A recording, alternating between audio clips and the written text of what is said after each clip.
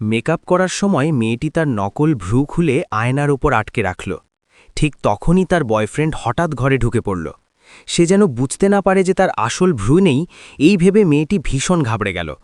তাড়াহুড়ো করে আয়নার সামনে ভ্রু দুটো ঠিক করতে গিয়ে শুরু হলো এক মজার কাণ্ড। আয়নার জায়গা নিয়ে দুজনের মধ্যে হালকা ধাক্কাধাক্কি, আর শেষমেশ মেয়েটি কোমর দিয়ে ধাক্কা মেরে তাকে ফেলে দিল। রাতে একসাথে ডিনার করতে বসে ঘাম মুছতে গিয়ে ভুল করে একটি ভ্রু খুলে ফেলল সে।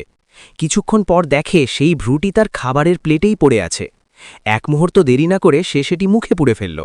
অন্য ভ্রুটি খুঁজতে খুঁজতে হঠাৎ তার বয়ফ্রেন্ড প্লেটে অদ্ভুত কিছু দেখতে পেল। লজ্জায় পড়ে মেয়েটি দ্রুত ভ্রুটি কুড়িয়ে নিয়ে টেবিলের নিচে ঢুকে আবার লাগানোর চেষ্টা করল। ভবিষ্যতে এমন অপমান এড়াতে সে শেষমেশ সিদ্ধান্ত নিল ভ্রু ট্যাটু করাবে।